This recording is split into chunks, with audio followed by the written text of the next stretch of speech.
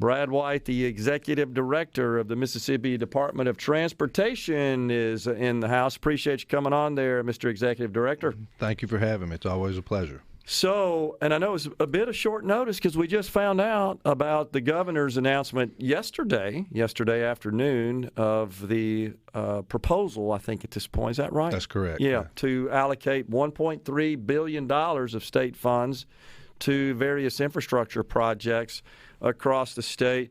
You were just sharing with me before we came online, you got multiple sources of funding into DOTD. It's separate from the general fund. Oh, yes. You got multiple sources. Of course, fuel taxes, a major source.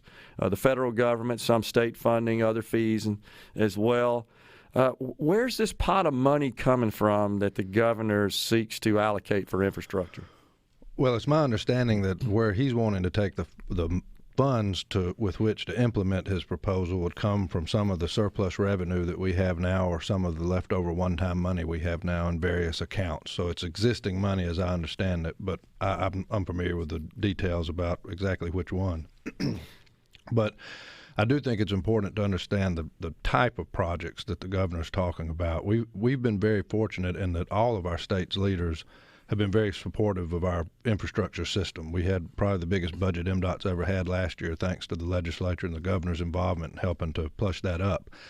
But back when we were struggling to have money, one of the programs that we implement as a department that had been put on hold more or less had been our capacity program, which is not the resurfacing of highways or the regular work that you may see around the state. These are the major construction projects where a roadway has no longer adequately handling the volume of traffic on it in a safe or efficient way. An example would be the Greenville bypass that's being constructed now, or when Highway 49 was widened in Richland and Florence. And due to our need to focus on the rehabilitation of the existing system, for about 10 years, the capacity program had sat dormant for the most part.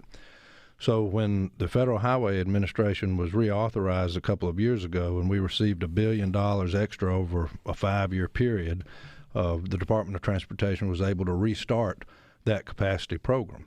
Unfortunately, all those projects that were in there were at different stages in the life of the project, and the pre-construction from planning to construction can take 6 to 8 weeks because you have environmental, you have roadway design, the purchase of right-of-way. So what the governor was talking about, and I know what the lieutenant governor and the speaker have been interested in, is figuring out why the state has a surplus of funds, what's the best way to move major construction projects forward for economic development purposes, safety purposes, as well as the overall health of the program. So we started out looking at what would be the first in line projects that in the life of that project that we've completed or are near completion of the pre-construction phase, will have all the utilities removed and have a right-of-way certificate on the project, and would be able, if the money was there, to award a contract and begin construction. So the governor sat down with us and started looking at what would be done next year, what could be done the next, and ultimately he came up with a list out of our program that could be constructed over the next 6 years, and that's where he arrived at that number that he had. Okay, so I'm just looking at the report. I think the proposal calls for 49 different independent infrastructure projects, and the governor explained some of those that are on that list as well, and it's across the state. Right, it's 19 that pertain to MDOT. Okay. So his presentation also had a lot of Mississippi Development Authority ports and economic development, site development, and other type of projects that would fall in infrastructure, but that don't pertain to us. Okay. So we ultimately, the list that he chose to go with had 19 projects that deal with our interstates or our highways, that if we had the funding, we could go ahead and program for the construction of these, and hopefully upon building them, get them out of the queue, which would allow everything else that's still going through the pre-construction phases to be to a point that when those are built, we would have the general revenue stream to go ahead and build those and basically allow us to catch up from the time we lost. Makes sense. I understand.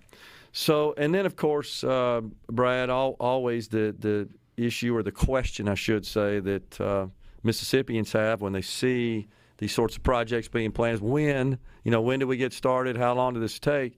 This is an involved process. It is. Right now, I think we have about 7 projects that if everything stays on schedule and we had the funding for the construction up front, that we could award those contracts next year and start those processes.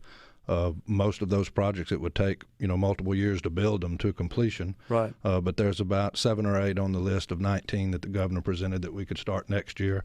I think there's another 6 that could come the following year, and then 2, smaller as we go out. That's if everything stayed on track, with the pre-construction phases. But the reason that I think that makes sense to do it that way is because the worst thing we could do is take money and devote it to trying to start new projects at the very beginning, because we have so many that are still in the pre-construction phase. What we do not want to have is so many that we're trying to get ready for construction that as they become ready, we don't have the revenue stream to build any of them. Yeah. Because then they sit on a shelf, standards change, we end up having to reevaluate, redo an environmental document, and it's just a waste of the taxpayers' money. Yeah. So I think the smart part about the approach that the governor put out, whether they go with all of these projects or some of these projects, is to try to move the ones that are ready to go out of the queue so everybody else could move up. Okay. And that's what I like most about this project, is I think it allows us to carry out our mission as a department, but it would allow us to do it in a way that kind of would help every project that we're trying to work on advance through our program. Well, I think a resounding theme we hear from the 3 commissioners, of course, is we could do a lot more if we had more money. And I think that's absolutely true. Commissioner Willie Simmons in the Central District issued a statement yesterday that I saw, and I haven't seen from the other 2, and they may have as well. But living in Central Mississippi, I'm on the mailing list for that. And he hailed this decision by the governor as something that's desperately needed. And he also pointed out that, by committing now and getting these projects let and awarded now, we're getting ahead of potential inflation. Oh, yeah, that's and a thus major keeping costs problem. down. Yeah. We had one of these major projects that we were able to award this year. The original estimate was somewhere around 180-something million, and by the time we were able to award the contract, it was about 213. Unbelievable. And these are massive. These are not your normal projects. These are massive projects. But inflation has been a real detractor in us, because while we've been very fortunate, thanks to Congress and to the state legislature, to have more money than we've had before, that money doesn't go as far. But that's still what I still think we need to do, is rather bemoaning that fact, is we still just play with the cards we're dealt and just make sure that we're trying to use these funds in a way that gets the taxpayer the biggest bang for their buck. And I think that would be by starting at the top of this list of shovel-ready projects and starting one by one to try to move them out of the queue so everybody else can move up. And to me, that just makes sense. And the governor made a point yesterday. I do believe he's a governor that is fairly keenly focused on growing the state's economy and attracting new economic investment into the state. He made the point yesterday that the state's infrastructure is critical in attracting new industry into our state, or expansion of existing industry, and he believes this will be a stimulative in that regard. Well, Senator Trent Lott used to say when he was in the Senate that if they can't get here, they're not coming, about large companies that we would try to locate here. And obviously being able to move goods and people and receive the materials that they need in order to carry out the work that particular company would do, they have to have good roads and bridges, rail, other modes of transportation around them to support that. And so by enhancing our system, I think we do take major steps toward economic development. But beyond that, we're creating a system that's safer for the Mississippians that have to use it every day. We're protecting the investment that they have now. Currently, taxpayers of this state have a investment in their transportation system that is valued at over $65 billion. Wow.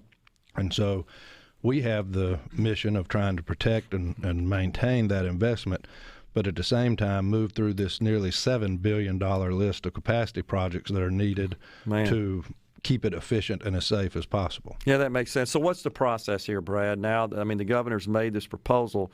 We've still got to go through a legislative process, right? Oh, yeah. Since the capital fund, the general fund. Conversations have been going on. Like I said, the lieutenant governor and speaker both are very supportive of this, and it'll just be the negotiation process of the legislature and see how this balances with other needs that they see, and hopefully we'll be able to find some type of common ground that allows us to do some of this, and I'm confident we will. Okay. Sounds good. Appreciate you coming in and Thank giving you us for an having me. update. I appreciate it. Brad White, Executive Director of the Mississippi Department of Transportation. Before you go, I just want to tell you that I had breakfast with some mutual friends this morning, and they were extremely complimentary of you and your work, and I just want to pass that on to you. Thank you. I appreciate that. That's You got very it. kind. Brad White, Executive Director of MDOT, has been our guest on Middays. We're coming right back.